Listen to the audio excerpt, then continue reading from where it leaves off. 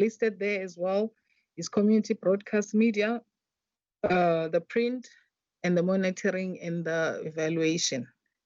Thank you. And then on the third programs, it's partnership, public awareness, and advocacy.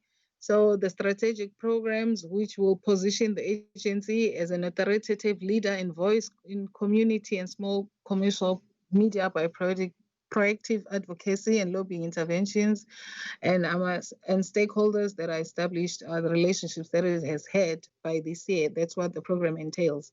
And then the branding as well is to put the footprint of the agency by creating a persuasive image and a very positive image in order to pursue the mandate to grow the community and also the small commercial media by this year. I mean, obviously crossing over to the following year as well. These are basically the projects that have been supported currently. This is just to show the amount that has been approved for broadcast. As you can see, it's the 61, the research, the print, and the total. And what has been approved is what's highlighted there: 38, 1 million, 10 million for print, and 50. And what has been actually paid out is what is reflected there: 32, 1, 7, 40, and the right backs is what is still within the organization, but has been approved, but has not been used. So it will reflect as right backs, which is a discussion that maybe the board must have on why the right backs would it like that, depending on how the deliverables are on the side of the people who have received approvals. So those are the summary of the projects that have been approved for this year and the right backs that flow from that. And the closing balance is as reflected on this slide, which is 56 million, 1 million on research, the 6 million on print, and 65 in total.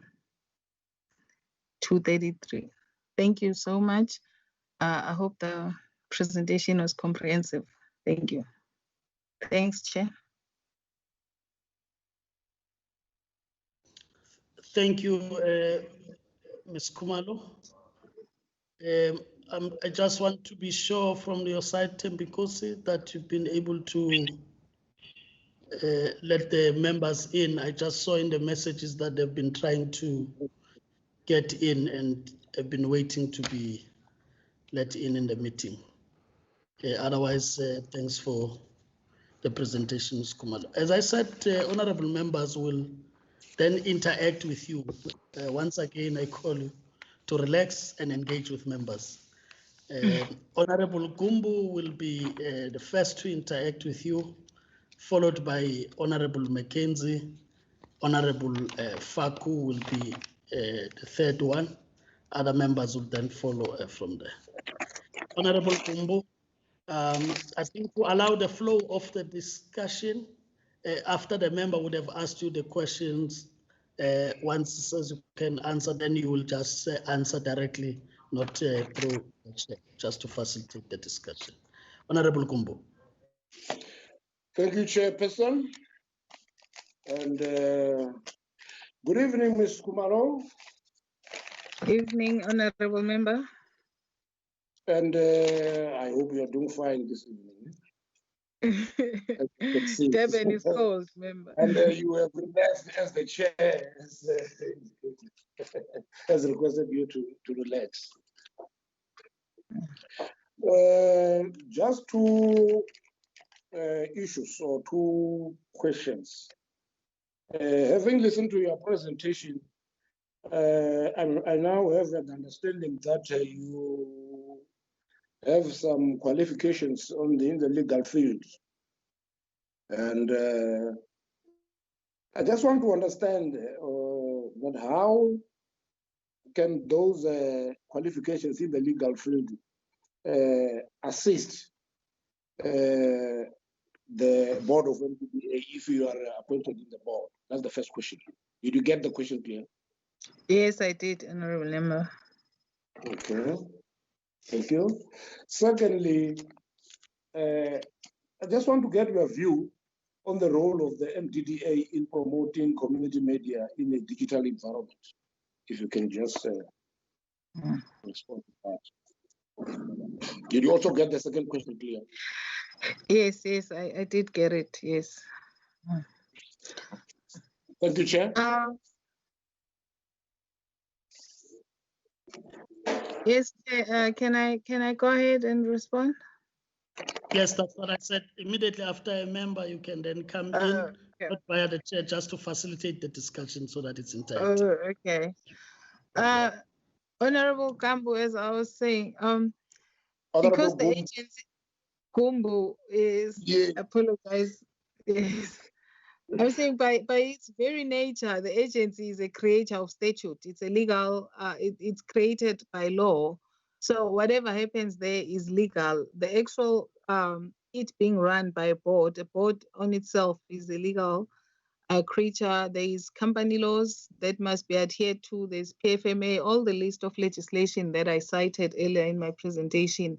They are the very core that makes the agent be able to, when there was the constitution mandated that there must be access to the communities in the manner that the agency has been aligned, there was a legal course that needed to be followed. And for the operations to move forward, there's always a need for somebody to actually connect to the aspirations and the spirit of what the legislature intended when they created that, and the actual knowledge of how to use the tool that is in your hand. So I think any board should always have a legal person on it, so that whatever the intentions of the creator of that institute is able to get the message across, in lack of a better word. I don't know if that satisfies you. But other than that, I'm very experienced with boards. I've been, if you look at my CV, I've been on various boards since time memorial. Here in KZN nationally, but particularly in the communication space. I've been there. I've presented so many times on the portfolio committee that we are in, on different, wearing different hats, and knowing the industry in the commercial, in the communication sector. It's very interlinked.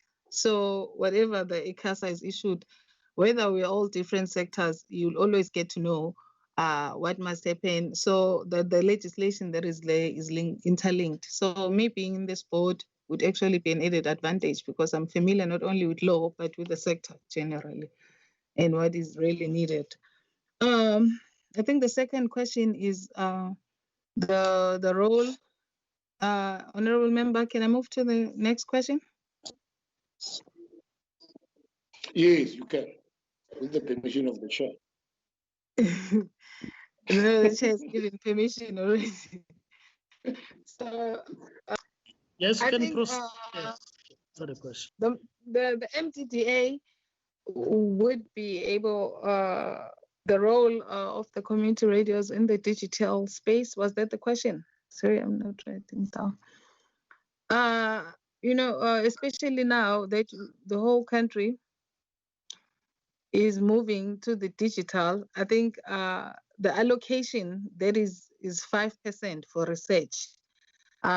Going forward, I think maybe that needs to be dealt with, because I think we're going to move away from the position where the radio stations are just on analog all the time. Everybody now, the directive is that everything must stop being analog. It must move to digital. So, and I think the agency needs to align itself with that. But the reason why I'm focusing on research is because the reason we've got those right backs, I'm not saying that it's because they're not going to be used, but it's been generally a program where we've got radio stations that are not sufficiently capacitated to move, especially if we're dealing with the content that we're trying to promote in the radio stations. Children are now streaming, so your day-to-day radio, it needs to be digitalized. So I see the agency, if it doesn't align itself now, it might become redundant, and the whole purpose of having the agency would fall away pretty soon. So I think it's important that it aligns itself in the digital world. Thank you, Honorable Member. Thank you, Chair. Thank you, Honorable Kumbu. As I take Honorable Mackenzie to follow, I recognize that Honorable Hendricks is joining us from wherever he is. He has now replaced Ms. CS. So we are continuing these interviews for the MDDA, as you would say, Honorable Member. Honorable Mackenzie, so you're welcome. Thank you, Chairperson. Good evening to you, and good evening, Ms. Khumalo. Nice to see you. I looked at that white space behind you, and I thought, what a beautiful home you have. And then I found it on the background. You know, if I can just share something very quickly with you. One of the earliest books that I think defined my ideological and political thinking was Cry the Beloved Country by Alan Paton. And of course, one of the main characters in that role is Umfundisi Khumalo. So your name certainly resonates with me from many, many, many years ago.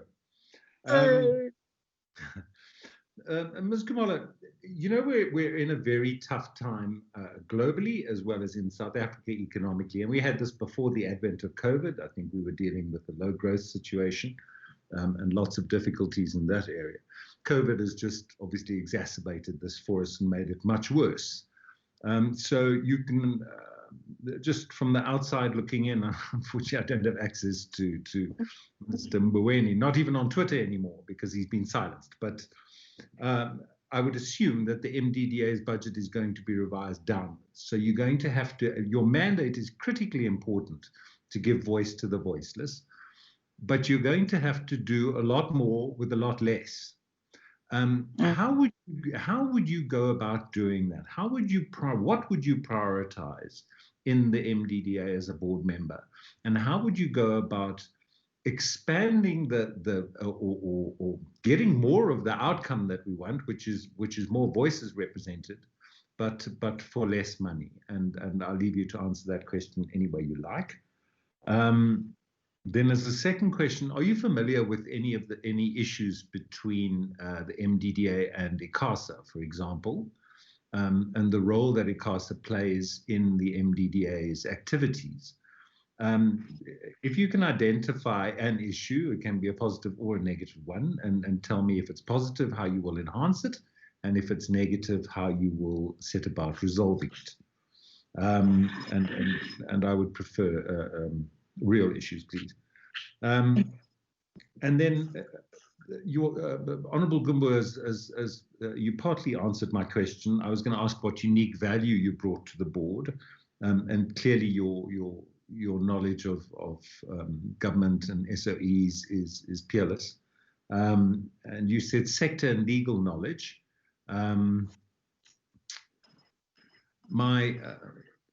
In the movie Devil's Advocate, the devil says there are more people in law school than there are lawyers practicing, and that law is the new priesthood. And I always found that line quite interesting. My daughter's also a lawyer. So there are lots of.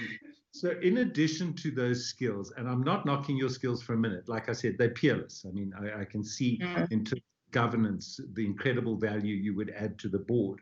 What else can you bring to the MDDA board in addition to your sector and your legal knowledge that would assist the MDDA to reach its objectives more effectively? Thank you, Chairperson, and thank you, Ms. Khumalo. Thank you. Thank you, Mr. Mackenzie. I think the first question was more for less or less for more type of a question.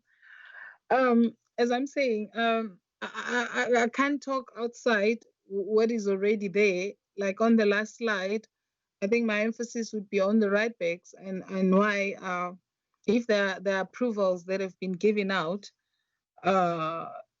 the rest of the money does not go to the intended users or the people who have been approved, because there's just no skill, because the first set requires that after you've been given so much money, you need to account, and people are just, financial literacy and all of those things that are required. So I think that's where most money goes, you know, because then you're sitting with it, it goes back to treasury, or it gets maybe rearranged to operational cost, where the actual intention of reaching the outer people is not satisfied.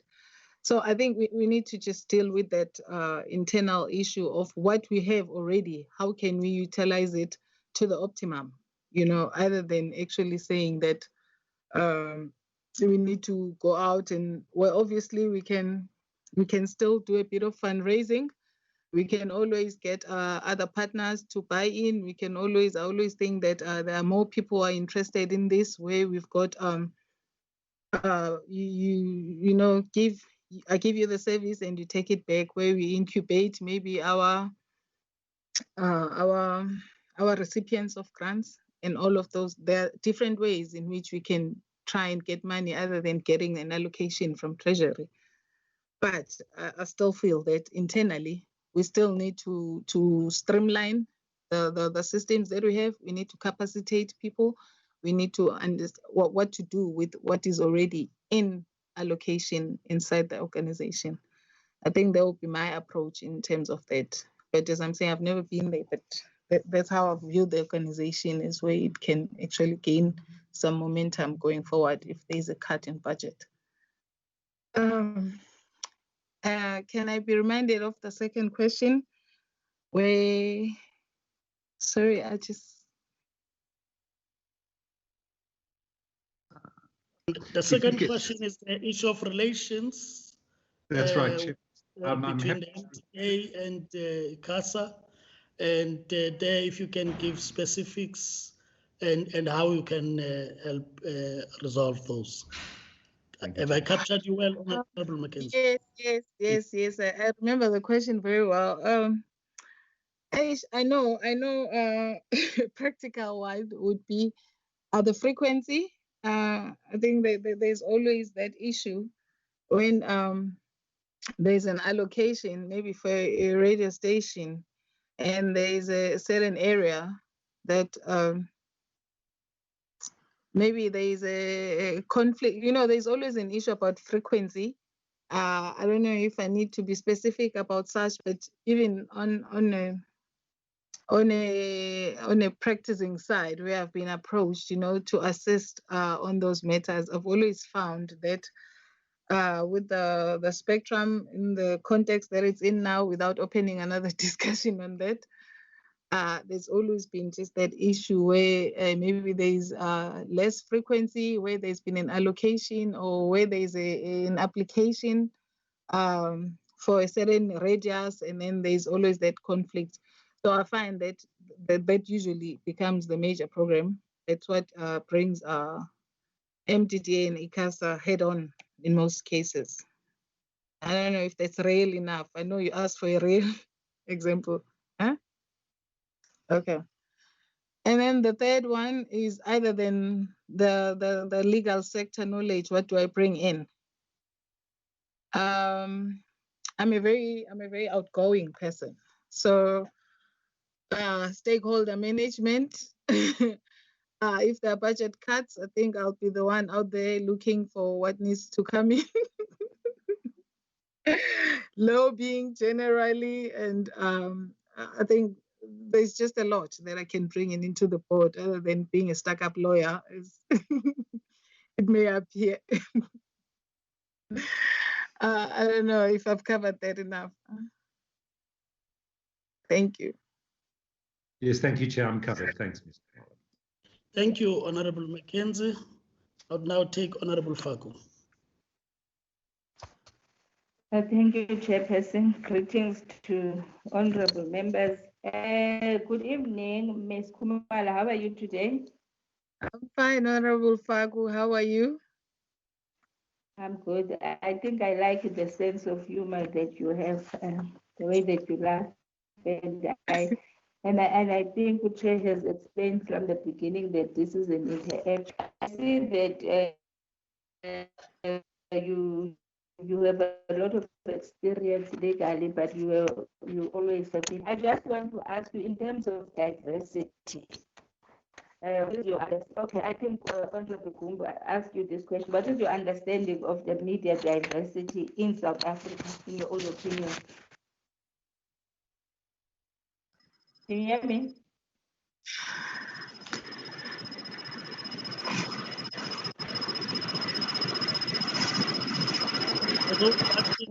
Joining the meeting, please mute your mic so that it doesn't distract. Because it will appear it's something from the background somewhere there. All right, we're better now. Honorable Fabu, you can proceed. Okay. No, Chair, my question was that at least you do have experience in the sector. So my question was, what is your understanding of the media diversity in South Africa? That is my first question. So I'll keep on asking. Can you hear me? Am I clear, Chair? For me, I can hear you. I think honorable members do hear you. I see them nodding. I'm sure Ms. Kumalo did hear this first question on media diversity. Yes,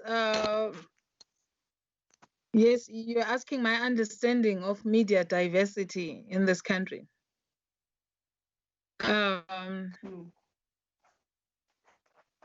My understanding of it. I think Yes. the media has evolved, you know, from what we know it in terms of, you know, our generation. But the generation that we have now, the media diversity, I'm not sure. You'll have to correct me if I'm not taking it the context you want me to.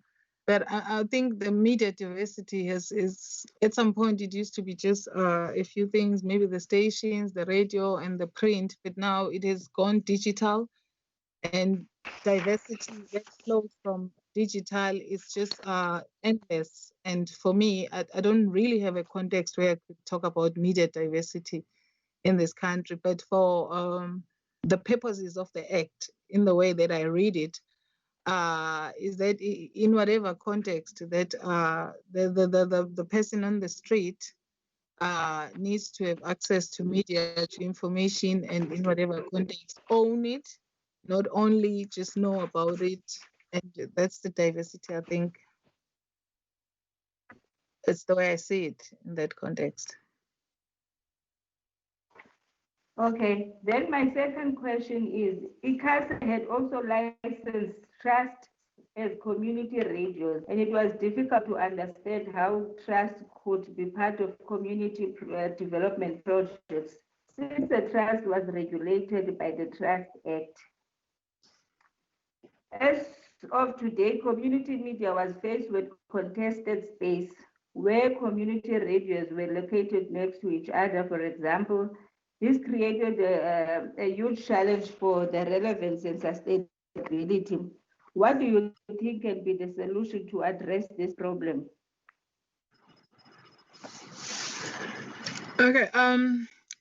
The first question about the trust, about how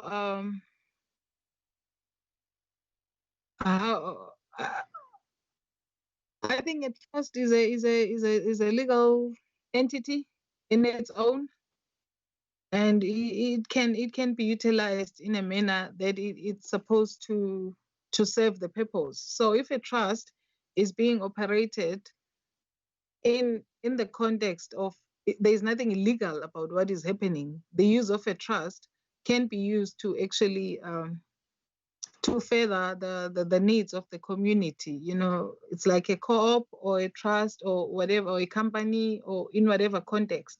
So I don't have a context of how the trust were used. I think I've missed that one. But I'm just assuming that if there is use of a trust, if it intends to further the intentions of that community, I don't think there's anything that stops that, unless there are challenges that arise from there. Maybe it would arise from the selection of the trustees are leaving the trust, or the trustees using the benefits in a manner that's not designed to then it becomes a problem. But I think as a board, We need to look at that and see if it's ideal, the use of a trust, you know, in such circumstances. Giving a license to a trust, it's a bit strange.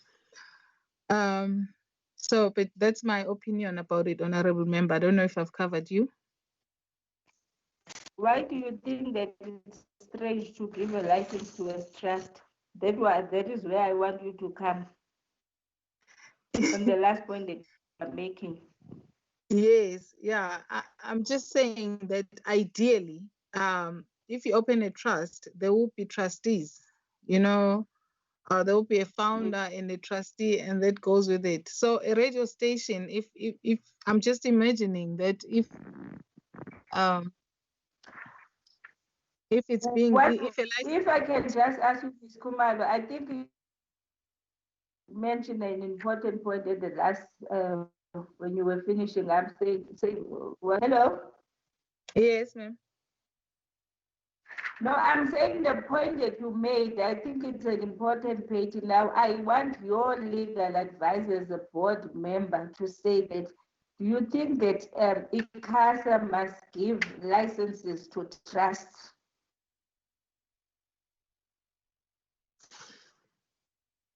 Yeah, I'm saying trusts, like any other legal entity, you cannot say that one must give to a trust or not give to a trust, as long as the trust is there as a legal entity. Unless you're saying that the mere existence of a trust is wrong. But I'm saying caution must be had when you are issuing license to a trust, because by its very nature, the trust can hold a license, but then stringent. It needs to be stringent and how you manage that, because I mean there are trustees there are founders, and there are people who come and go in that. So the longevity of the license might be affected by the presence of the trustees. So if you intend for the license to benefit the community, a selection of a structure or a legal entity is important, Honorable Member. That's what I'm saying. And it can be decided by case by case, not on just a general opinion as I'm giving now. Thank you. I'm not sure what the third question was again.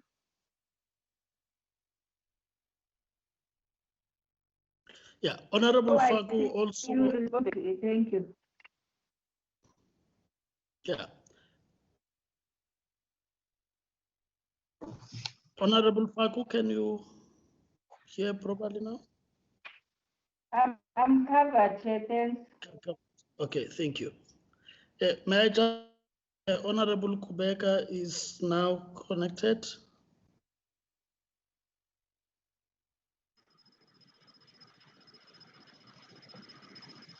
Hi, Chair. We have ICT trying to assist her to connect. She's experiencing challenges, but we do have people that are working on getting her to connect, Chairperson. Okay. Surely with the numbers we have, we can still proceed. May I just, because on my side, they usually don't ask questions, but elevate a point that may have been raised before.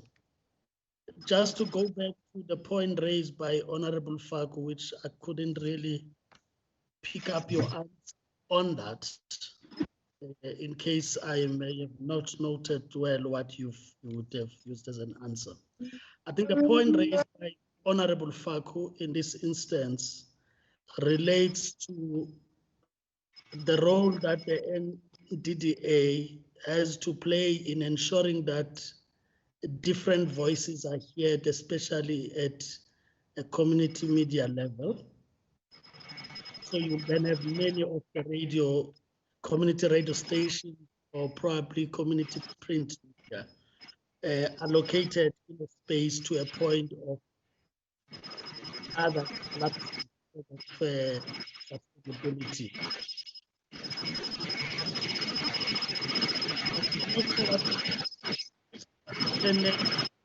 Can those that are joining, please, mics, and please, can you also switch off your cameras just to assist connectivity also. All right.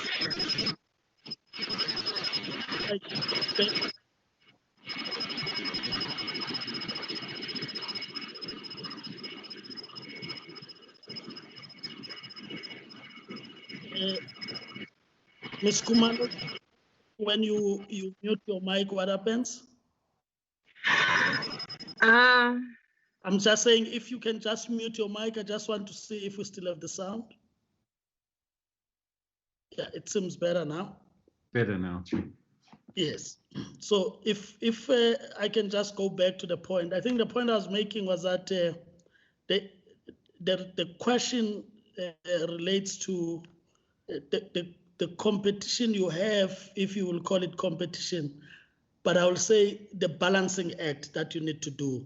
You have so many radio stations, let's say, allocated in a space because you have an interest of ensuring that there's diversity in terms of voices that are there. Then on the other hand, there's the same collapsing from a point of sustainability because you compete for the same adverts and all that. What is it that you would do in ensuring that that balance is kept? You do not kill different voices, but you are also faced with the reality of sustainability of such voices. I think that's what she was talking to there, over and above the trust. So if you can just maybe elevate that point. You can unmute your mic and then speak. Yes, thank you. Okay. Yes, Chair. I think what drives diversity from that perspective would be the demographics. I think when we're looking at an area, like there is a slide that didn't come in there, which shows what has been allocated and different people that have been allocated the areas. So when you look at those areas and there are existing radio stations. Yeah, I'm fine. Thanks very much. Thanks very much. Just remember that. You can proceed, please. Those that are joining, if you can just mute your mic, please. Okay. No, I was saying that if there is an existing radio station and it's sustainable or not sustainable because of how the MDDA has actually capacitated that radio station.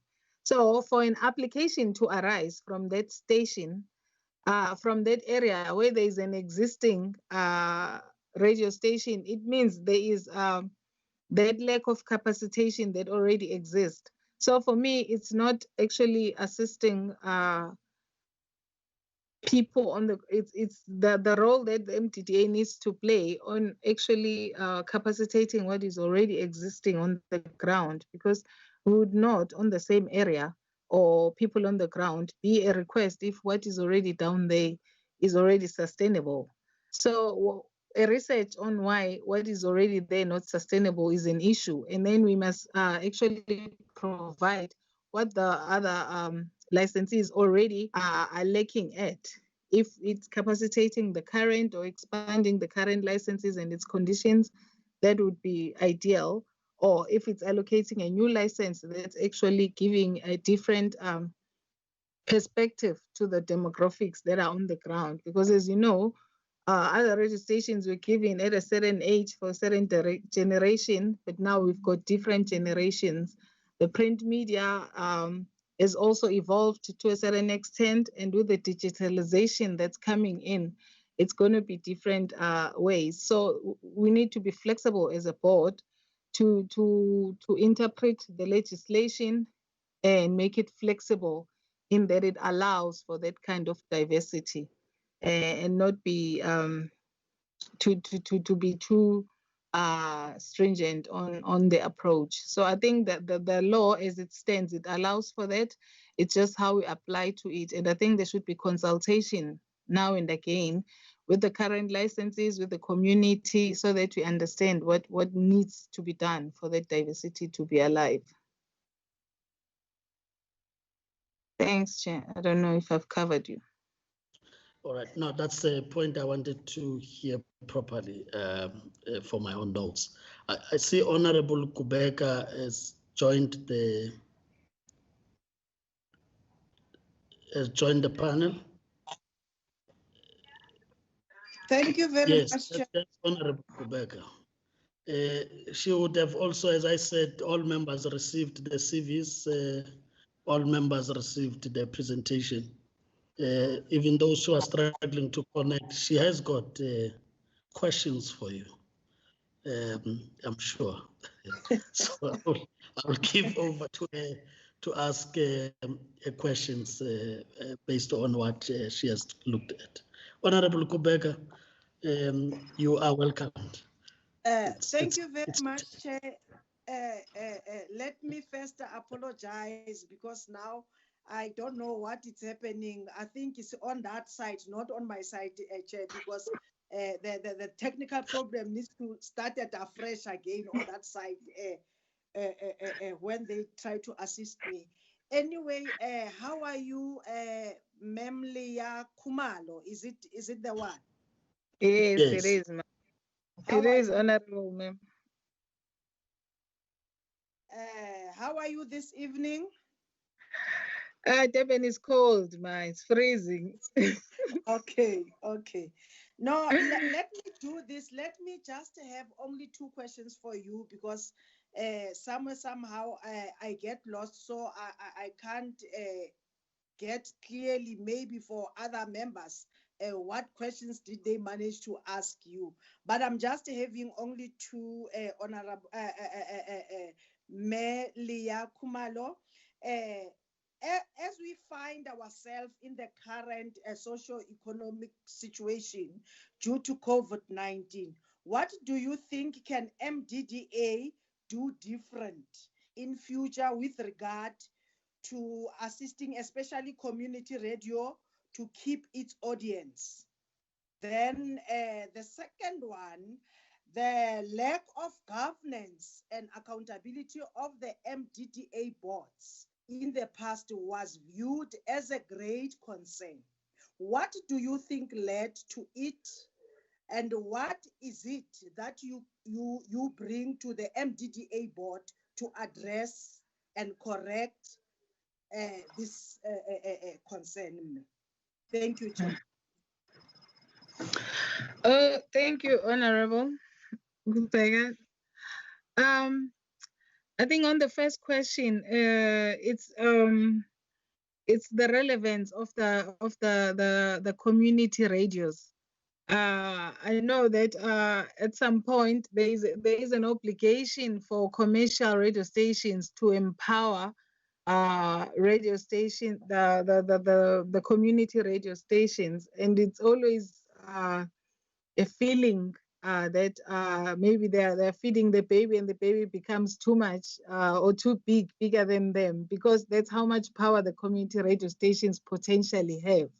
So I think what we can do, and I see it's being done, but not to an extent that would actually capacitate the community radios, is to encourage the departments of government themselves to utilize these community radio stations. Like maybe the schools are reopening.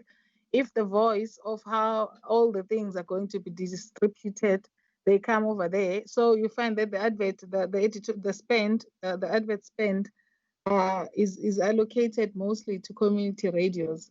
So I think there should be some kind of a conversation that is had, in that if a license is issued, it is accompanied by an ad spend that comes from government, because then all the initiatives of government are channeled through the community radios. In that way, they're sustainable and they can live longer, and there are no issues of how the licenses are lying dormant unused, because there is no issue of capacitation.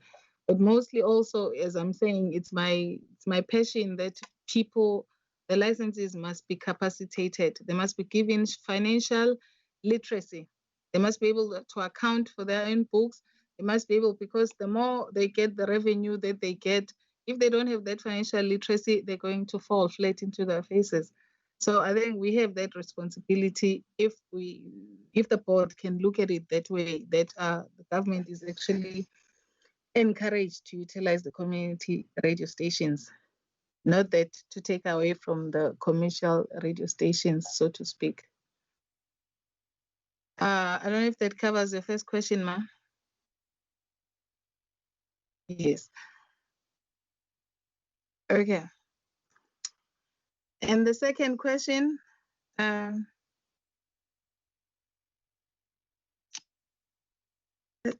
sorry? Sorry? Must I repeat it? Yes, ma'am. Can you please? I'm sorry. The question was saying, what do you think led to it? And the board. The board, yes. Yes. Oh, okay. No, I think what we must look at, Ma, is the honorable, is that for every new legislation, there's mostly misunderstanding. And then there's an amount, there's years where you can say, oh, the legislation is new, so people are still trying to learn. I think a better part of the board composition was lost in that new kind of legislation, no understanding of what media diversity is and the accounting and all of that. So I think maybe that's what I heard. I don't know. I don't have a deep detail for it. But I think going forward, I think we just need to be very vigilant with accounting. And I know that accounting to Parliament has helped, and the shareholder and everything. But if we are in the board, we just need to adhere. And I see if maybe we attain the clean audit, which is reflective of how governance is looked after. And having legal people on the board assist, because then there's always a reporting structure of if this is not done, and then it's escalated, and then it doesn't wait until the time where it must be reported to Parliament or it gets to media that it's attended to. If we've got legal people, accounting people on the board, and then so your composition of the board actually helps so that people can understand what needs to be done. So it's also not only a board issue, it's who is there and what do they know and what can they do better. Thanks. Thank you, Honorable Kubeka. I think all honorable members have had an opportunity to engage with you. In this regard, I'm just going to give you not more than a minute for your departing point that you'd want to leave the committee with before we wrap up on this interview. Over to you, Ms. Kumalo. No, Chair, I'd like to thank the honorable members for shortlisting me and giving me an opportunity to express my keen interest on being on the MDDA board. If I'm appointed, I would do my best to make sure that we achieve a clean hope deed and we achieve what the shareholder intends and the Parliament wants the agency to be an ideal agency. Thank you.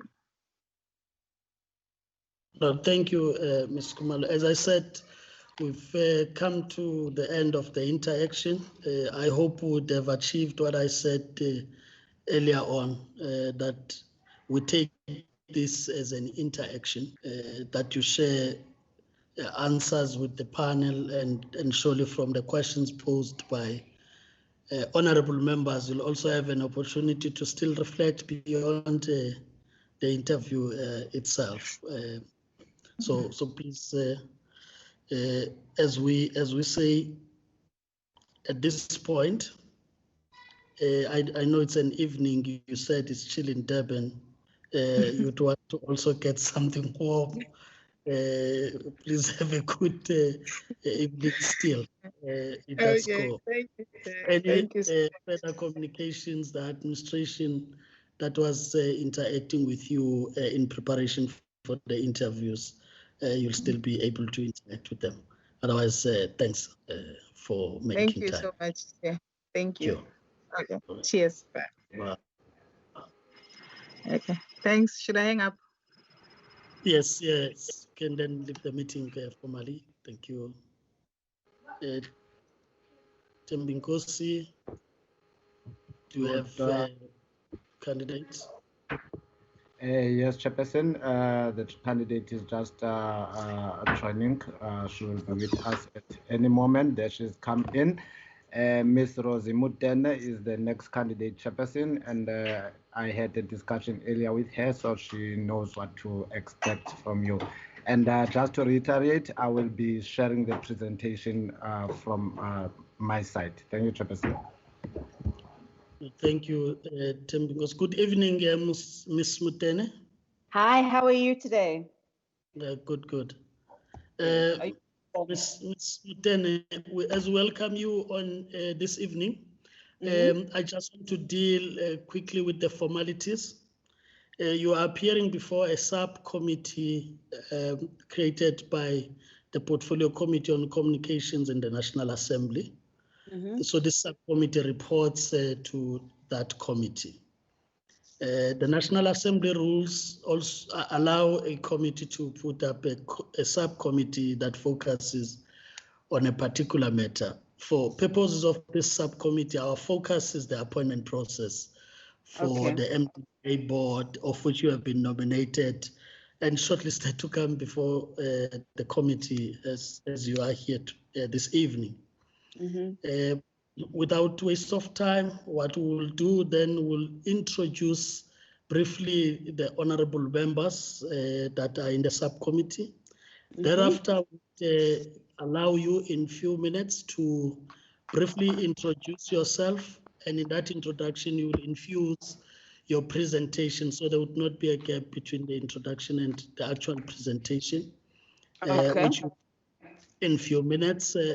And I want to assure you that honorable members would have received your CV well in advance. They really do know what to ask in case the presentation would have not covered the points that they are looking at.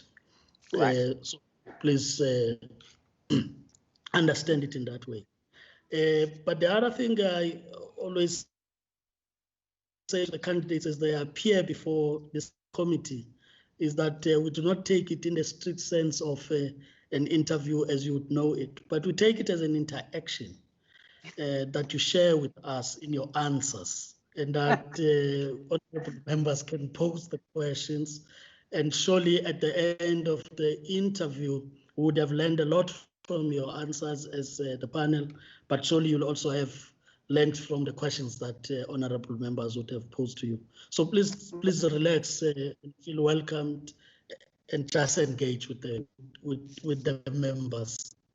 So thank you. Without waste of time, with Honorable Mackenzie on the screen that you could see quicker. We have Honorable Kubega. After Honorable Kubega, we have Honorable Gumbu. Then we also have Honorable Faku.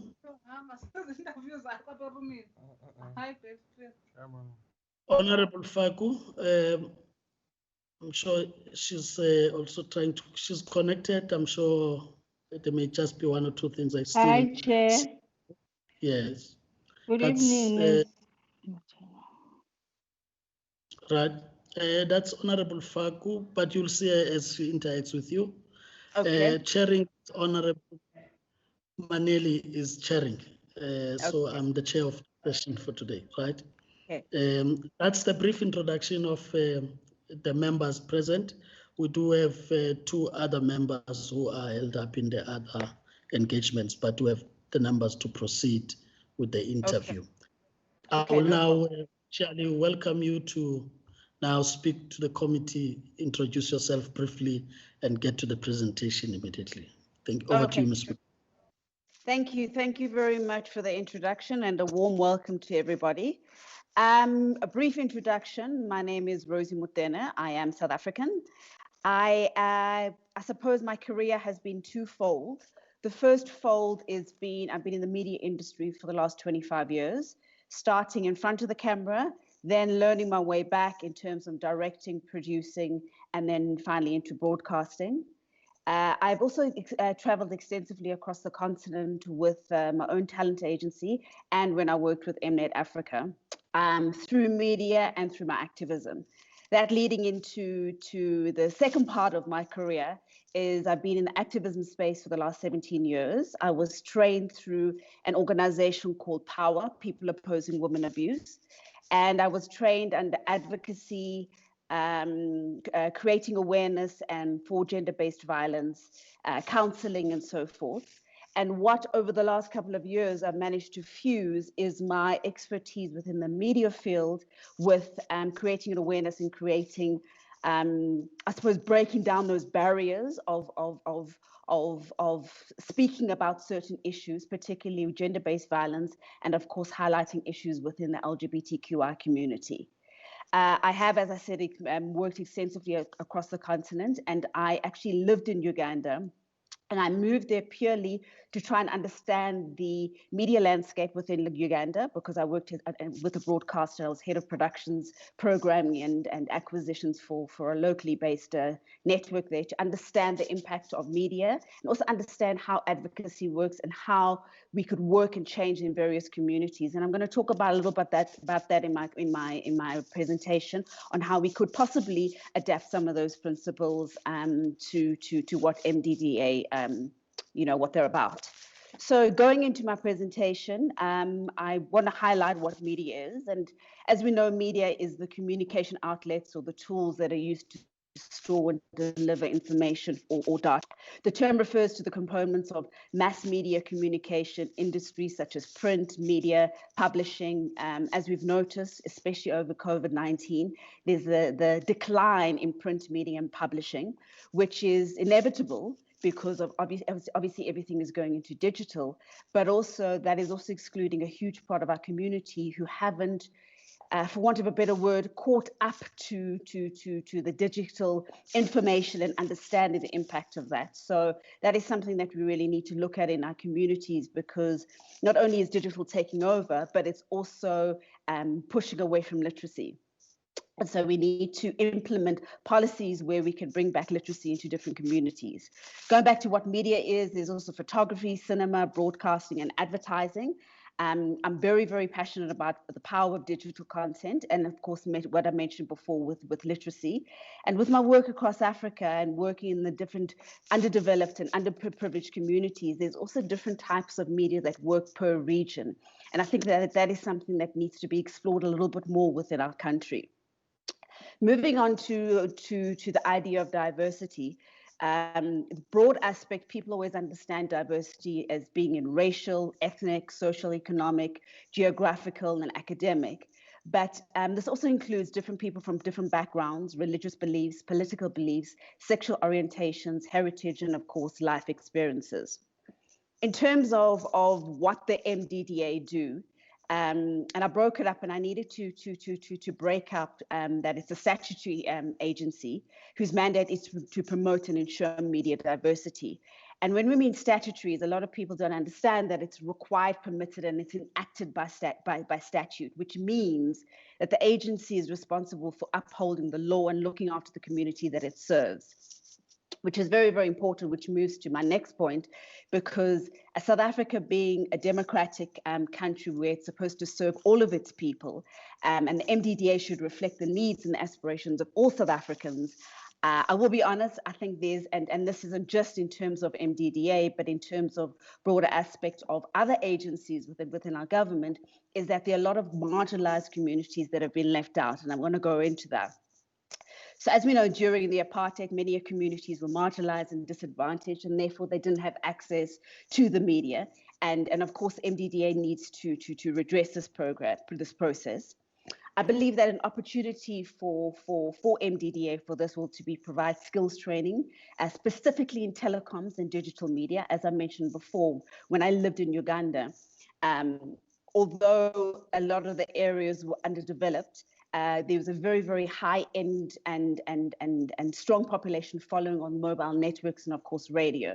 And this is something that in terms of working with projects, which I'm going to look at the next slide, in terms of what MDDA could do in these underdeveloped areas, as opposed to just following the main form of media. Media development is essential within the mainstream, but more importantly to community and small commercial media projects, hence the marginalized and disadvantaged, as I mentioned before. One of the main issues which I looked at, and when looking at the website and looking at the work that MDDA do, and of course doing my research online, is that one of the main marginalized communities, which I haven't seen any focus, and please correct me if I'm wrong, but there's been no mention of LGBTQI projects. And for me, this is incredibly important because we need to educate, as a lot of documentation and a lot of research there is no research in terms of for the LGBTI community. And because we have a high rate of homophobia and deaths and transphobia, and the media aren't reporting on that effectively, we need to implement principles where we can not only be able to document on that, but also document people's lives, but also educate. Because a lot of transphobia, hate, or anything of that statute is usually comes from something called fear. And when people fear something, it's because they don't know anything. So if we educating people as they go along, I do believe that we could bring about an impact in lowering the death rates within our LGBTI community. I mentioned before about print media is dying out. We need to implement also literacy programs in smaller communities. And a good model to look at is the One City, One Book campaign, which is a world campaign. But UNESCO identified Durban as the city of literacy for South Africa. And they have different campaigns around about educating communities and getting communities reading again. And this could be another way of implementing the printing media within these communities. The MDDA also encourages ownership and control of and access to media to disadvantaged communities, diminished indigenous languages and cultural groups, and of course mentioning the LGBTI community again. This I also see as a very good empowerment point, which I'll bring into in terms of the funding in the next slide, because not only, as we've moved into COVID, is that a lot of budgets are going to be dropped. So therefore, not a lot of money is going to be able to be handed out into the next group.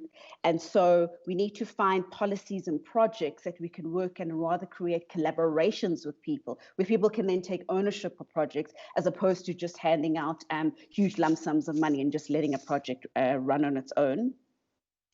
There also needs to be emphasis placed on the development of human resources and training and capacity building. MDDA could also provide partnerships with telecommunication companies, could be seen as equity investors. And once I said earlier on, it's also taking away from the grant aspect and then also encouraging entrepreneurship. In terms of your grant funding scheme, it provides subsidies to individual media projects and to create an enabling environment for the development of a diverse media. A lot of, I think, funding research and focus groups could be done for areas where research hasn't been done. And as I mentioned before, research into the LGBTI community, research into medication or medical supplies for trans people and so forth. Of course, there's also grant funding for advocating of media. And what I mentioned before is that there's also a new approach, and a new approach which you could take, and that is introduce entrepreneurship and partnership training. And through this teaching, communities could then be taught how to pitch, how to attach sponsors to their projects, and then how to also just generate income after that, as opposed to just relying on a grant scheme every couple of cycles. In conclusion, looking at the future and where we're going, obviously COVID-19 has impacted everybody. And the best way to actually deal with this now is to transfer everything to digital media, which is and it provides opportunity for training online and educating people. But we can't move away from the fact that a lot of these marginalized communities are, for want of a better word, not caught up to date in terms of how IT works, how telecommunication works, and so forth. So introducing the future projections that you can bring in stage funding and projects, obviously support the immediate projects that are on there so that at least infrastructures are still running and money is still flowing. But you can also provide training for mobile and telecoms. And this is a great process where a great possibility where MDDA could then partner even and create partnerships with, for instance, ICASA and other telecommunications like Blue Label Telecommunications, and to see how you can build up models to infiltrate these different communities. I also believe that maybe appointing a new desk in the agency itself, not necessarily at a board level, but to hire people to literally understand and the full spectrum of the LGBTI community. As I said before, there's no official data and research that has been documented. And with this new desk, it will formulate this. And of course, this will also add to the impact of being totally inclusive, which goes back to the Constitution of South Africa. Thank you for that. I hope I got in my 5 minutes. Thank you, Ms. Mutene. As I said, it's going to be now the interaction. Honorable members will now ask you questions after presentation, and I will immediately start with Honorable Gumbo, Okay. followed by Honorable Mackenzie. Okay. And then Honorable I could follow. So just to facilitate the interaction, just after the member, you'll directly respond after the questions, so that from my side, I just monitor that things are going smoothly. Fantastic. Honorable Kumbo, over to you, Honorable Kumbo. Thank you, Chairperson. And good evening, Ms. Mutene. How are you today, sir? No, I am doing good, man. I'm just having 3 questions for you. Okay. The first one, just want to understand if there is a mismanagement of funds in the MDDA, and you happen to be lucky and be appointed as a member of the board of the MDDA. What strategies will you bring to the board to address this mismanagement of funds? That will be my first question. Sure. You got? I hope you got my question. Yes, I do. And then the second one, what changes will you bring in terms of the current MDDA fundraising strategies? Okay. And the last question, as a person who had been in the media fraternity for some time, in terms of representation, I think, what is your understanding of the media freedom in South Africa? The media in? The media freedom in South Africa. Ah, okay. If you can just respond to those questions. Thank you, Chairperson. Can I answer that? Yes, as I said, just after the member, you'll then come in so that there's a flow of the engagement. Yes. Okay. So in terms of the first question, in terms of management, the mismanagement of funds, I would have to look very, very closely, obviously, at the Constitution and then follow due process. But also, I believe in 100% transparency. So even if the mismanagement of funds haven't been declared by the board, or if I'd known behindhand, I would then have to put that to the table, knowing and then taking it forward. And you know, a lot of the time with mismanagement of funds, it usually happens when there's nepotism or somebody hasn't disclosed a specific type of relationship. And one of the reasons why I did agree to this meeting was that in terms of what the MDDA do and who you work with, is that I wouldn't have to recuse myself from any project because there aren't any what is the word I'm looking for, conflict of interest at all. In terms of the, I just want to go back to my slide. In terms of the funding strategy, what the different things that I would definitely bring is that I would definitely look for more opportunities that we can do online training, because a lot of these marginalized communities aren't up to date with how to work within the digital market. There's also another fantastic idea, because we need to start telling our stories, and a lot of stories are going to come out from the COVID crisis.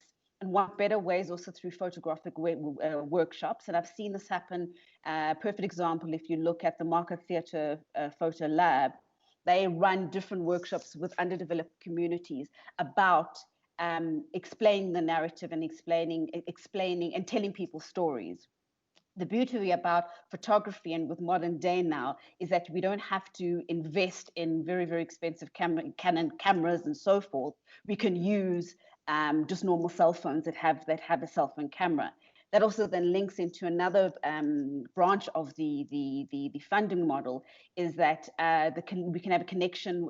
I would definitely create a partnership or a synergy where ICASA and MDDA work much closer together, and with other telecoms, particularly, as I mentioned, blue label telecoms. You can bring in the cell phone networks.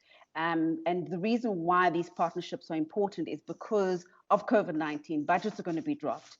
And there's not a lot of money to be going around, except people at home are still hungry. So with partnerships and collaborations, not only are you going to be you won't be utilizing your full budget, but then you'll be able to create a much larger spectrum of different projects and follow that through. And then in terms of media freedom in South Africa, that's how much time do we have? I think we're very, very privileged in terms of the rest of Africa, and we do have the freedom, but not enough. We need to change certain legislation as we go along, in terms of securing media rights, and that's why the ownership of content is very, very important, and that is something that also should be implemented in projects moving forward.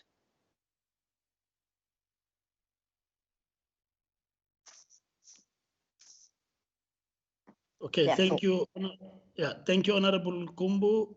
Honorable Mackenzie. Thank you very much, Chairperson, and welcome, Ms. Mutene. Nice to see you. Nice to have somebody from the other side of the lens. You know, we usually have people from behind. Nice to have a famous face. Ma'am, in your CV, I saw your yoga laughing. I can imagine the absolute joy that must come from a class like that. And just to hear you laughing, it makes me laugh. And so it's very infectious, and I can see why you do it. I'm going to do more research into that. Please do. Ma'am, in a previous life of mine, I used to do a bit of writing. And I wrote quite a bit for Film Africa, which I'm not even sure if it exists anymore, actually. And one of the things we focused on at the time was the strength of film production and TV production in French-speaking West Africa. Very active, very vibrant, lots of product coming through, obviously in French, because the French government, I believe, is very active in sponsoring arts and culture that use French as a language. So it was obviously a funding stream or revenue stream that enabled the local film industry to develop very strong in Francophone West Africa. What would you do, given your background, to firstly, do you know any agencies, or, you know, I mean, the Germans have that institute, the French have Alliance Française, all these that promote their languages. Are there any agencies, for example, using English, that, because our people are, you know, many of our people are quite comfortable in English, that would promote and finance productions like that you're aware of, and could you harness or leverage those connections to help the MDDA grow the film side more? Then, are you familiar with NEMISA? Or the Incumbent Skills Institute? If you can just give me what you understand about what they do and how you would see them playing a more important or key role in the MDDA. I particularly like what you said about online trading. Online training, the TEDx courses and stuff. You know, there's so much free material out there. Then if you can just identify one controversial issue between the MDDA and ICASA in sort of recent history in the last couple of years, and how would you go about fixing that? Okay. And lastly, ma'am, you mentioned LGBTQI issues. Are you? Sure, I don't know. I mean, I'm not going to ask if you're gay. It's irrelevant. You know, I don't have to be a woman to speak on behalf of women. But how would you drive that specifically? I mean, is there LGBTQI media at the moment? I mean, I'm sure there's online media, but you know, is there a radio station? Is there a TV station? What sort of moves or would you make in that area to drive issues on behalf of that community, or certainly to raise the voice of that community? Thank you. Okay, perfect. Thank you, No problem. In terms of what you mentioned about creating content from a producer's point of view, I think it's a brilliant idea, because with the rise of creating low-grade films, and there's been a lot of small production companies that have been established, which has been great for the industry, and because it's creating content for TV, but it's also created a void for I'm not going to say old, because I fall into that age group, but as middle-aged filmmakers who are no longer creating documentaries or writing content and so forth, and they're still willing and still able. For the life of me, there is a gentleman, and I can't think of his name, you will definitely know, who also used to do provide a lot of content for Film Africa, David Forbes. Now, for instance, David Forbes is great in terms of writing and great in terms of training. At one stage, he also mentored me as a producer. So in terms of taking that and taking it to the communities, I think it's a brilliant idea. But also working very, very closely with communities from specifically indigenous languages, because a lot of those are fizzling out. And something which I didn't mention earlier before is that creating and promoting type of content in just local, normal language, African language and vernacular, and that is something that could be done in terms of production and film. And I'll be more than happy to leverage that out. And moving into skills development. I am aware of the Skills Institute. I'm not sure of all of the courses that they do offer. But where I see and understand from MDDA is, yes, providing the bigger and the larger courses, but also remembering that the educational and the opportunity factor is much less in some of the communities. So some of these courses might be a little bit too advanced. And honestly speaking, when I went back home to Northwest, and they ran wonderful programs for a lot of people within our Pupugeng village. But when I went, and not myself, government and other institutions came in and they did that, and I understand that it was supposed to be transferring skills development, but there wasn't any follow-up afterwards. And a lot of the conversations that I had with people on the ground, I was like, well, what did you learn? No, we went in, we learned about diagrams, we learned this and whatever. And I was like, well, then what's the next step? So there wasn't anything that was followed on. So in terms of that skills development, focus needs to be done on each territory to see what is needed and what can be done in that area. So if it's farming, then it's skill development and media training and documentary training and so forth on what they could do so that they can become self-reliant on themselves. In terms of MDDA and ICASA, I definitely think that they could work closer in terms of regulating certain projects, on regulating certain policies, and definitely seeing the stronger connection that can be made between telecoms and of course, you know, if possible, bringing down the data rate and so forth. In terms of the LGBTI community, yes, I speak as a queer person, but I speak as a Black queer person. And why it's so important to have people on the ground representing themselves is that I can and I will not speak for a trans person. And over the last year, working within the advocacy programs that I'm doing, is that there are programs, but they're all running alone, and then nothing is done on a mainstream. There's not enough information that is sent out within the media. And it's also very, very important that media need to change the perception of the stereotypes of, for instance, gay men, stereotypes of trans people, educating the difference between a trans woman, transvestite, intersex person, because these are all things that were within our constitution. So in terms of that, there are programs running, and I do have worked with people and experts from university who do run these, but I just think some of these programs need to run within the communities, because the level of deaths that are happening purely out of fear because of transphobia, and there's just no media attention or positive information being sent out, that effectively needs to change. I think I answered all the questions, yeah. Thank you, Honorable Mackenzie. I'll now give Honorable Faku. Hi, Ms. Butera, how are you? I'm good, Mayor. How are you today? I'm good. Hopefully you will entertain us as you have been entertaining us with Generation today, as I'm asking you these questions.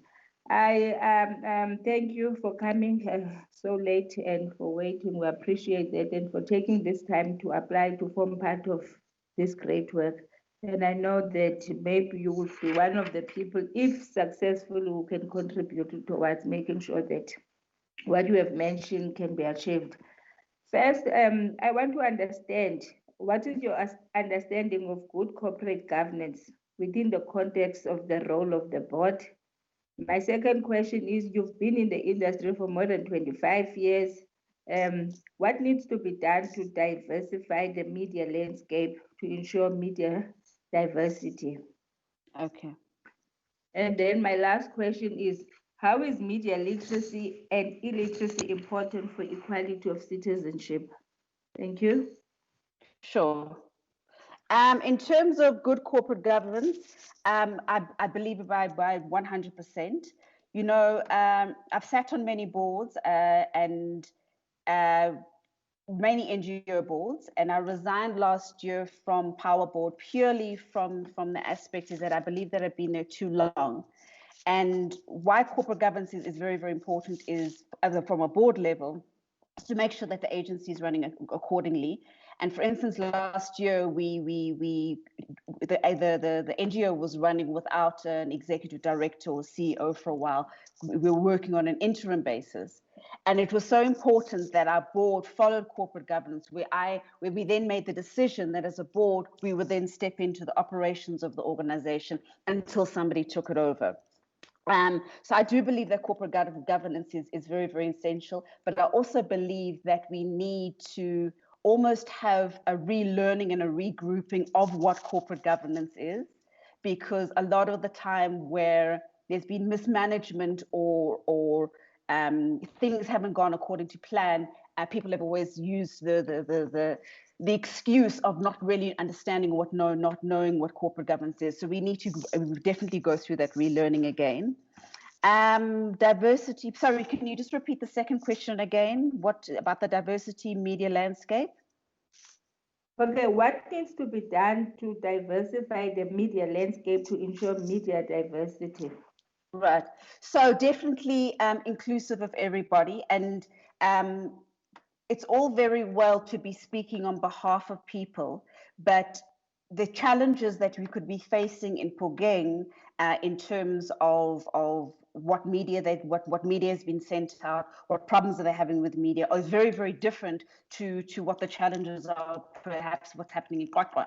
So in terms of diversity, is that we need to have people within the agency have contact with different groups on the ground, so that we're not just having a mass carpet ideology of thinking, okay, well, every underdeveloped community needs this type of program or this type of funding. We really need to get hands-on and see and go for ourselves and also create that level of partnership, because we don't know, you know, some more underdeveloped communities, people just think, well, if you just give funding, it's going to grow it. but also we don't understand that the impact of entrepreneurship that happens in these small types of communities, that actually if there's certain skills training that are provided, the huge amounts of funding might not have even been necessary, but this is the skill development, or teach them how to pitch for a show and connecting them with somebody through a castle or somebody through the IDC and so forth. And then media literacy and illiteracy, if I understand what you were asking, is that people need to understand what their rights are in terms of talking about what issues are and talking about creating awareness. And with understanding what media is about and understanding the different platforms, it's very, very important. And that the literacy can come from what is capable and what you have within your close expertise. So for instance, when I was living in Uganda, I found it incredibly interesting that there was a problem with electricity. I mean, we complained about our load shedding here. Yes, yet there we had 2-3 generators operating. Yet we all had 3 or 4 different cell phones running, and there was no breakdowns in telecommunications. So a lot of our and the network I was working for, because I headed up a broadcasting company, a lot of our content was driven from mobile content.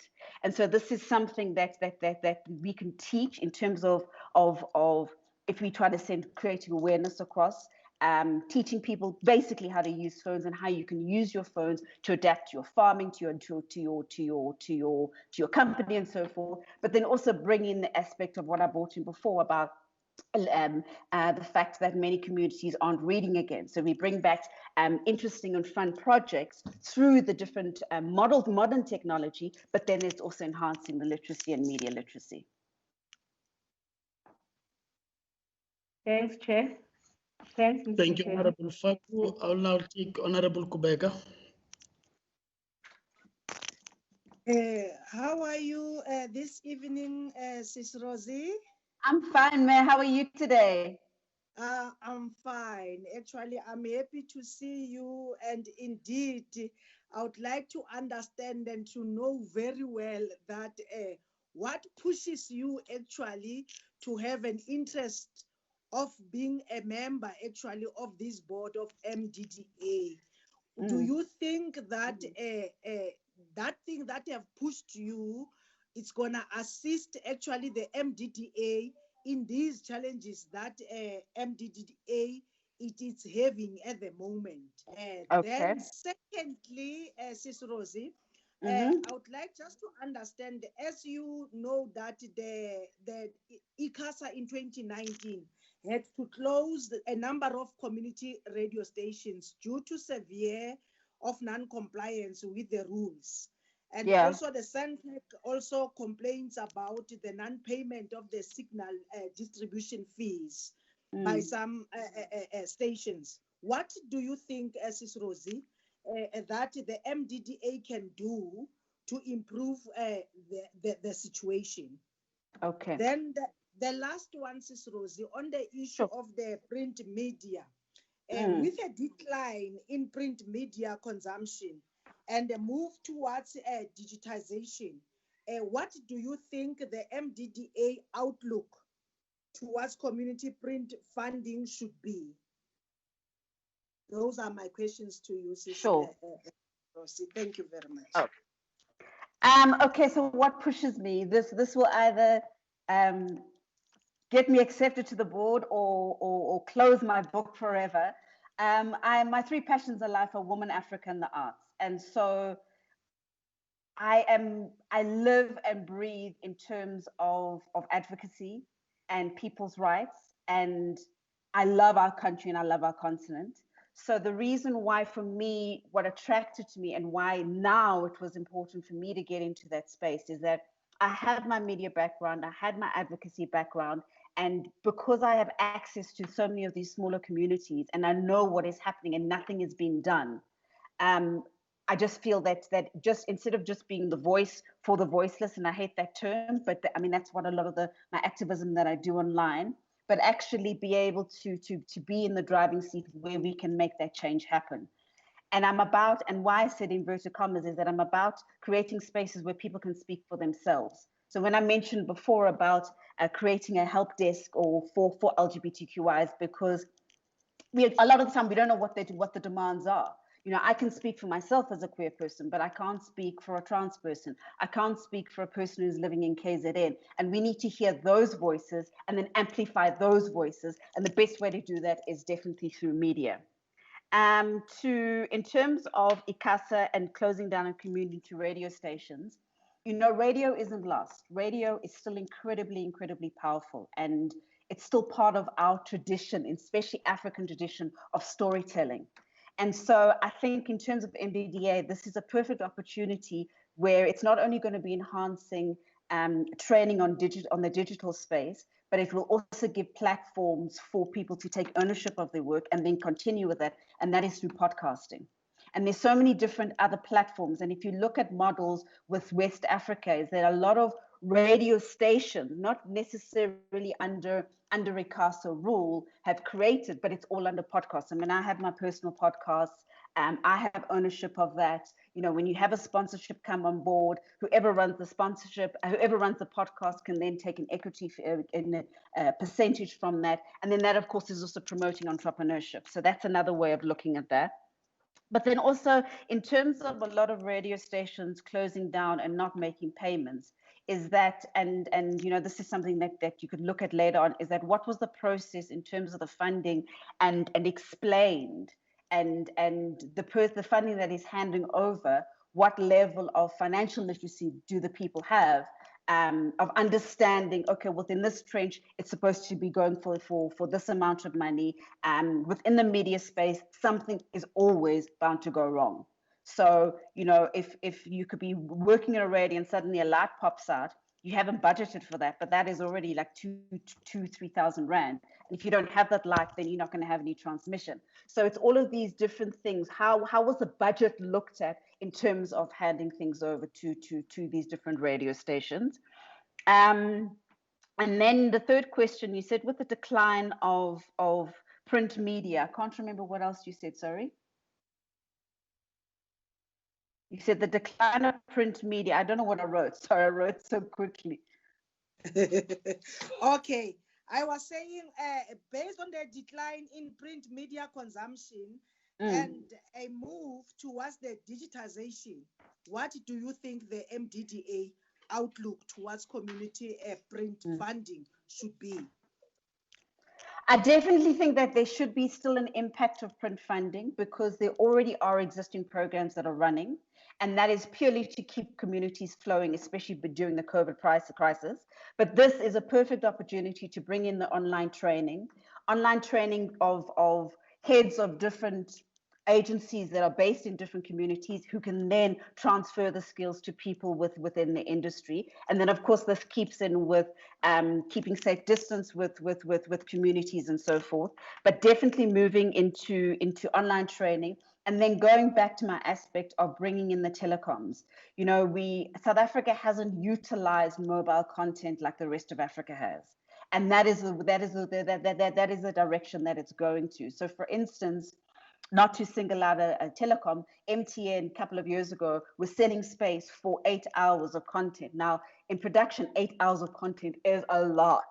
But if you have different models of storytelling, of news, of sports, all on mobile content, that is already skills development, and that is already telling stories from different communities.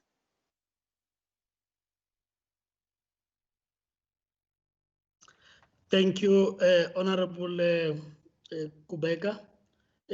I think on my side, I usually don't ask questions, but just to get one point clearer from what you may have raised. From the funding side of things, you also talked about leveraging from partnerships we have had. I think when Honorable McKenzie raised this issue about international agencies and so on. Just from a point of transformation and how it can get distorted by funding, as well as control in terms of influencing content.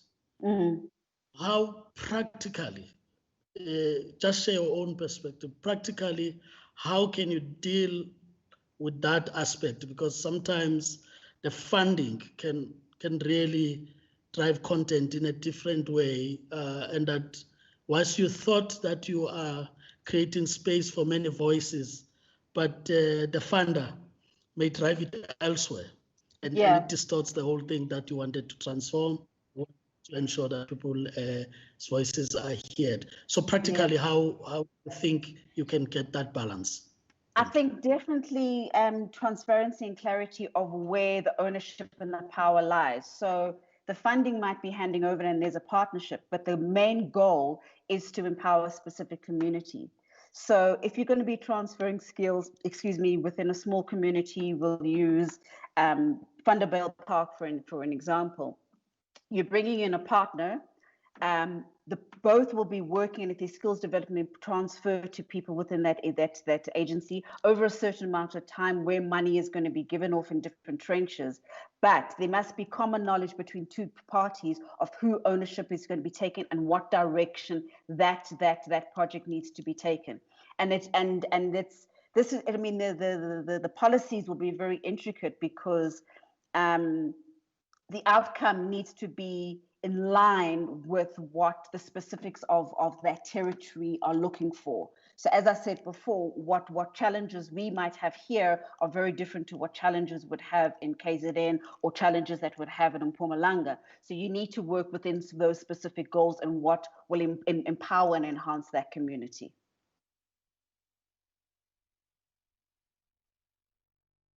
With that point having been clarified, we've now moved towards the end, and I will still give you another minute maximum for your departing point for the committee to take note of.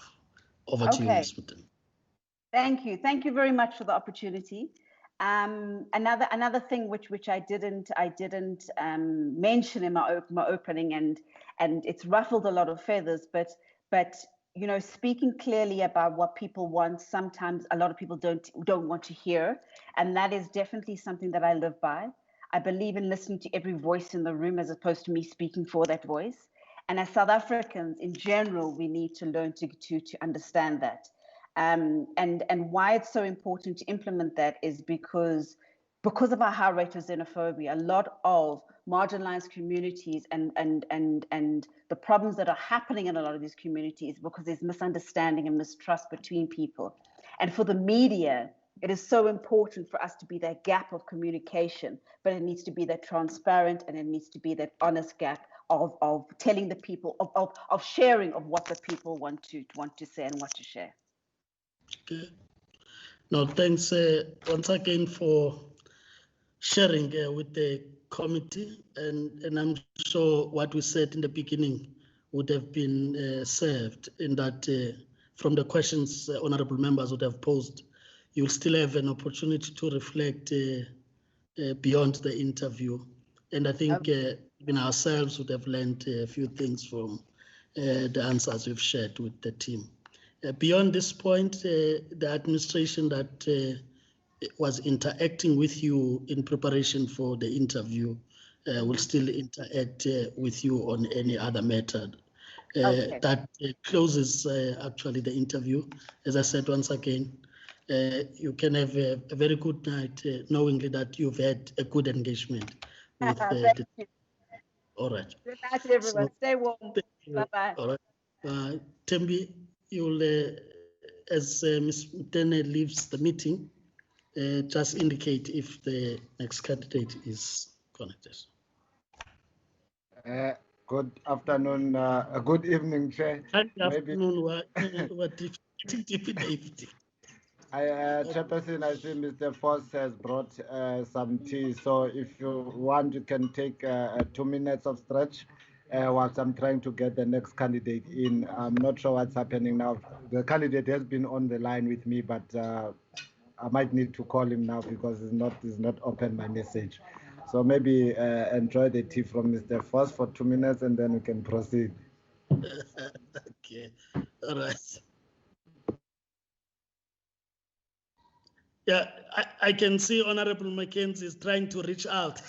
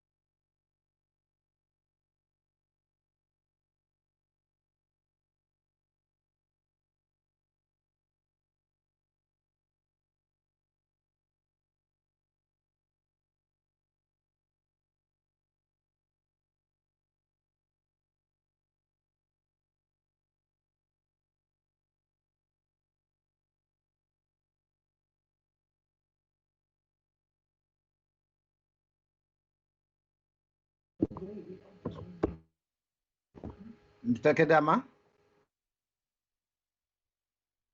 Good evening, Mr. Kedama. Yebo, sir. If you can switch on your video to enable us to see you. Let me do it.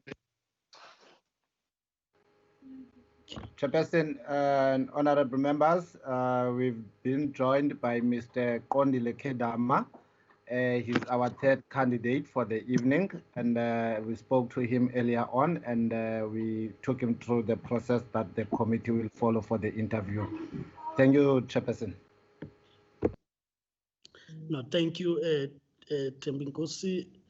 Good evening, Mr. Kedama.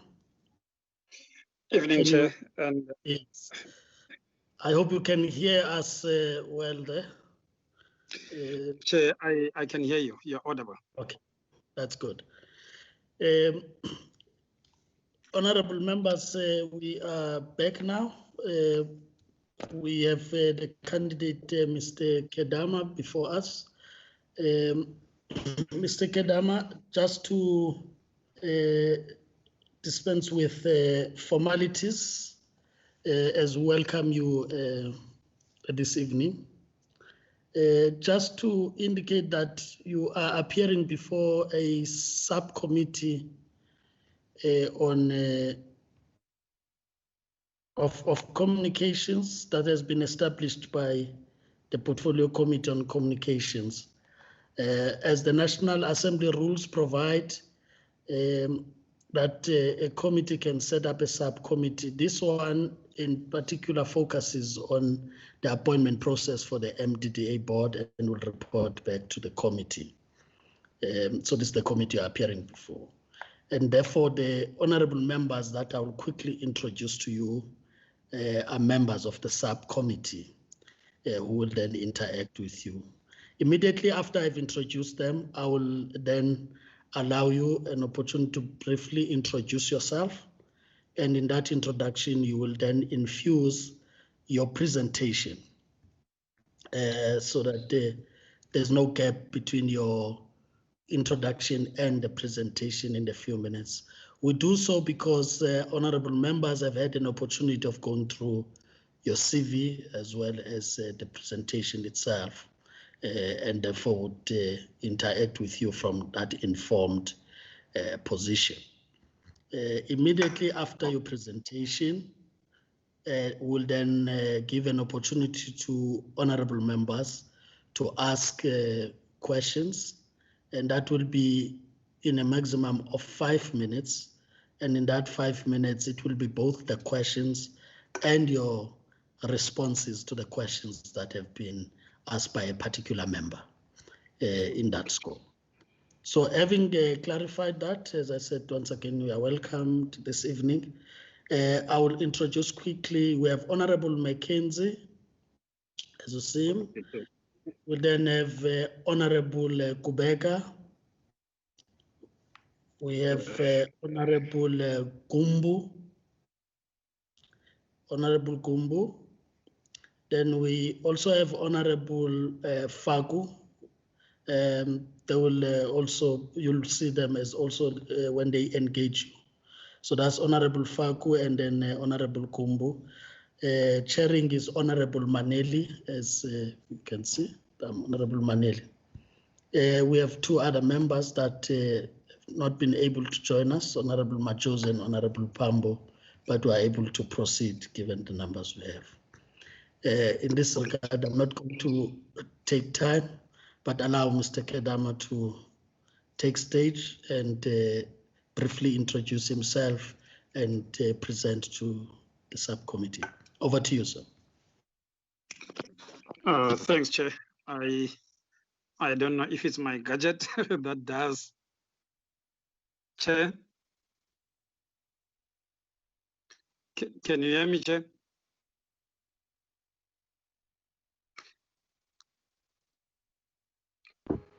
Chair? Sorry, Chairperson, if you can hear, Chairperson, you are on mute. So that is why the candidate is unable to hear you.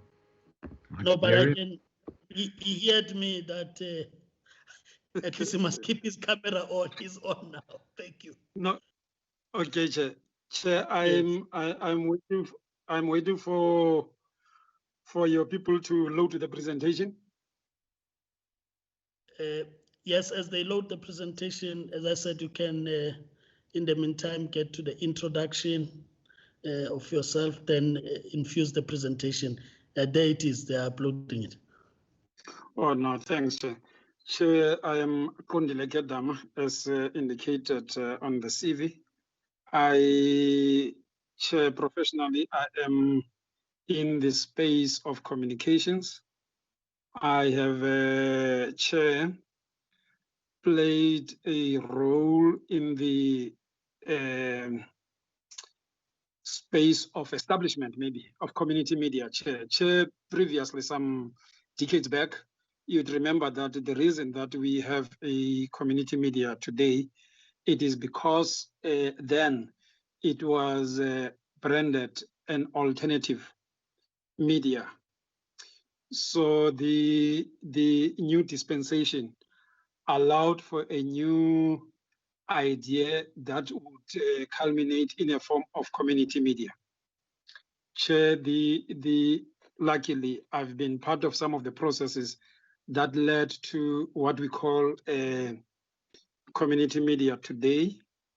And I have, Chair, had a stint with the Star.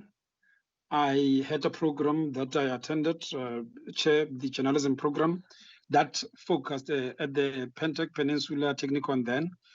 The program was designed through the ruling party, Chair, and it focused particularly in journalism, Chair.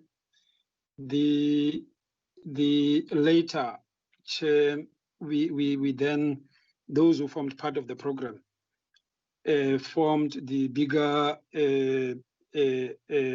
media industry. And Chair, I after my stint as a reporter at the Star, I joined the ruling party as the media officer then. Today they call it a spokespeople and so.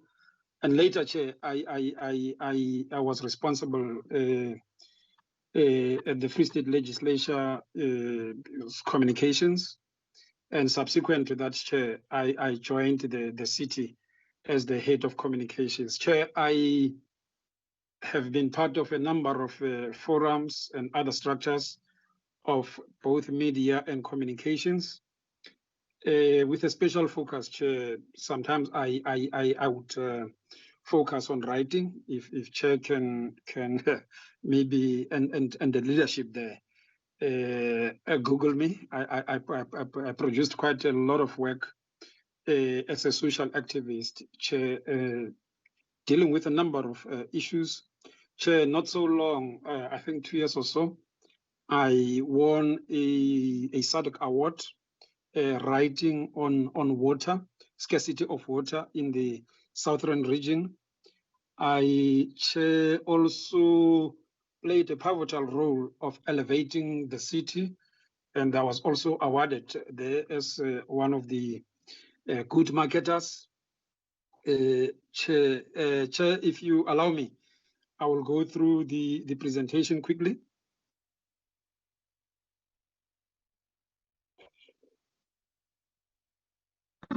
Chair?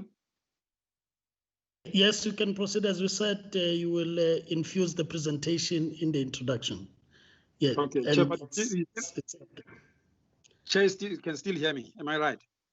Yes, we can hear you. We can hear you. Okay, thanks, Chair, and members of the committee. Chair, I've just tried to outline the role of the agency MDDA. Chair, if I'm trying to scroll, Tembi, I don't know what have they done here, but Chair, the outline relates to the objectives, the legislative mandate, the communications strategy, the grant funding to achieve the objectives of the agency. Next slide.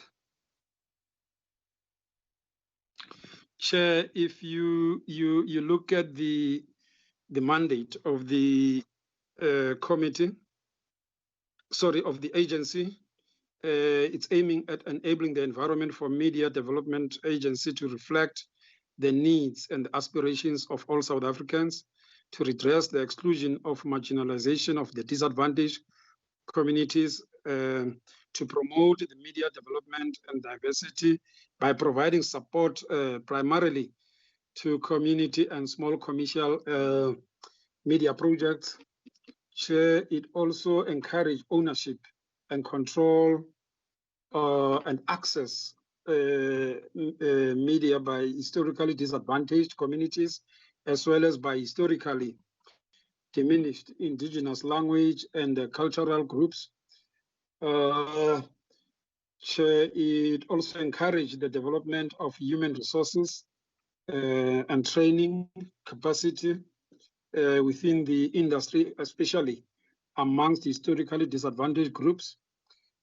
It also encouraged channeling of resources to the community, media, and small commercial sectors, and also raise the public awareness with regard to the media development and diversity issues. That is the, I was on the legislative mandate, Chair. Next slide, please.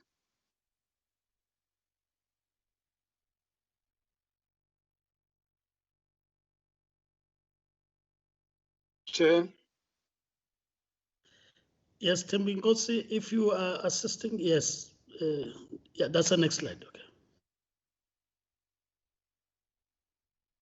Chair, the agency, with regards to the legislative mandate, the agency, oh, Chair, Tembi is also, the agency, the MMDA establishment and mandate is primarily set out through the Media Development and Diversity Act of 2002. This legislation, Chair, and honorable members, its purpose is to establish the Media Development and Diversity Agency to provide for its objective and functions, to provide for the constitution of the board and the management of the agency, to also provide for the chief executive officer and other staff of the agency to execute their responsibilities, Chair, but to also focus on finances of the agency and to provide the support for the projects aimed at promoting media development and the license from the ICASA. Chair, if you look at this mandate, it focuses specifically on the activities of the agency itself. Tembi, can I have the next slide?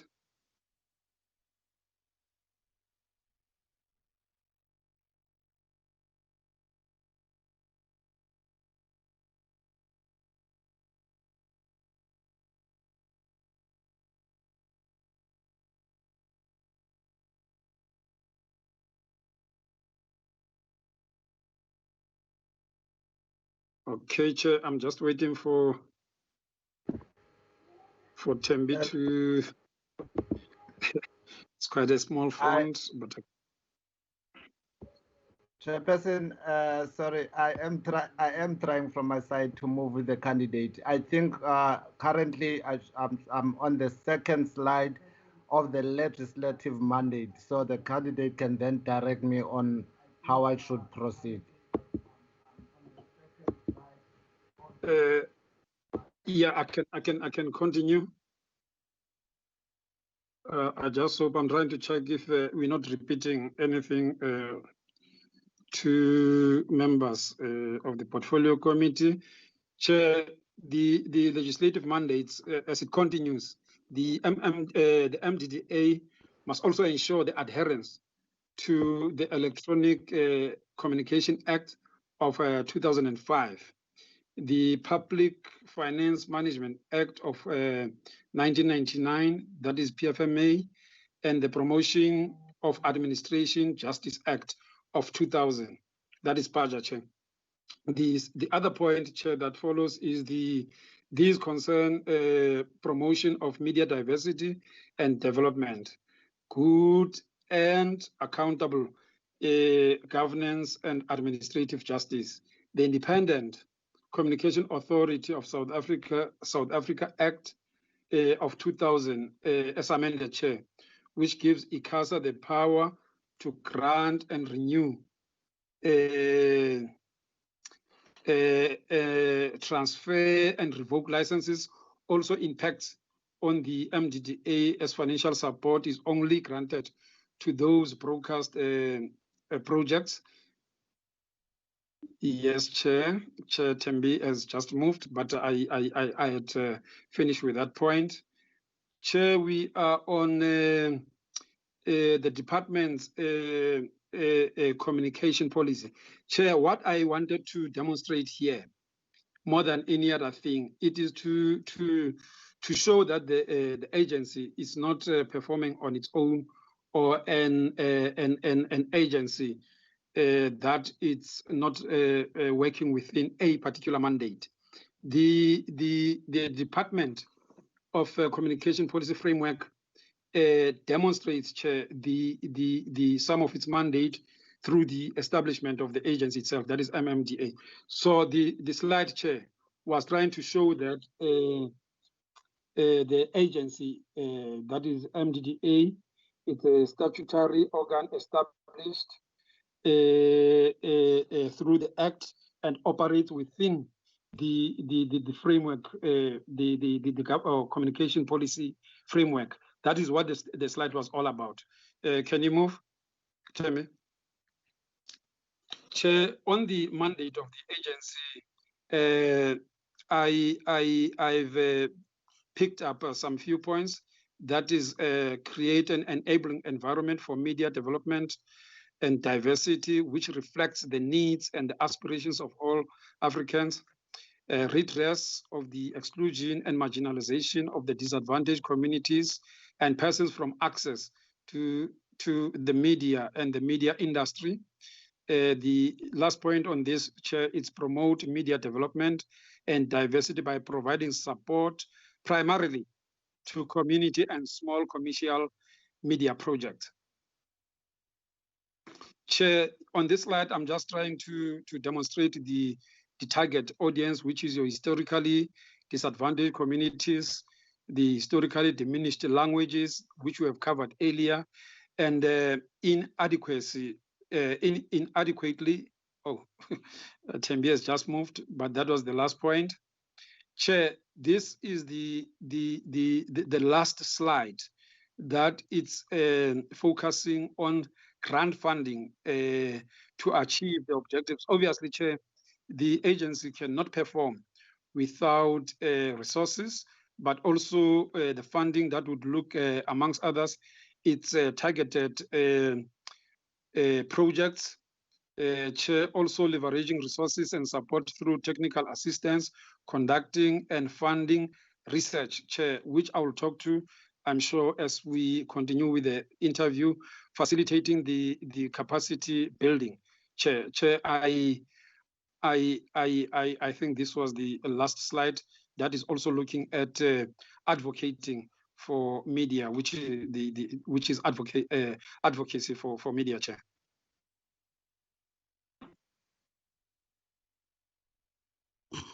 Thank you, Mr. Kedama. As I said, after your presentation, honorable members will then engage with you. In case I may have not emphasized this point, that take this as an opportunity for you to relax and engage. No, thanks. Engage with the subcommittee members so that they learn from your answers, and you'll also learn from the questions that they would pose to you. So relax and engage the members. I will now take honorable members in the order. Honorable Gumbu will be one, followed by Honorable Mackenzie. Honorable Mackenzie will be followed by Honorable Faku, and then Honorable Faku will be followed by Honorable Kubeka in that order. Honorable Gumbu will be the first, but just to facilitate the flow of the engagement, after a member would have asked the questions and hand over to you to answer, you will immediately answer without the chair having to come in from time to time, just to allow that the engagements flow. That's go. Honorable Gumbu. Thank you, Chairperson. And good evening, Mr. Kadama. Evening, honorable member. I hope you are doing well this evening. No, I'm relaxed as requested by the chair. No, that's good. Okay, leadership. I'm having some few questions for you, about 3 questions. Thanks, honorable member. From your introduction and presentation, I can see that you are a communicator. Yes. I just want to understand how will your experience in communication contribute in changing the MDDA and why, if you can just elaborate on that. My second one will be just to get your understanding of the nature of the relationship between ICASA and the MDDA. Are you able to follow my questions? I am following, Chair. The third one, which will be the last one, I just want to check and understand if there is it happens to be the mismanagement of funds in the MDDA, and you are lucky you have been appointed as one of the board members of the MDDA. What strategies will you bring to address this? Thanks, Chair. Thanks, Honorable Gumbu. I will start with the last one on mismanagement. The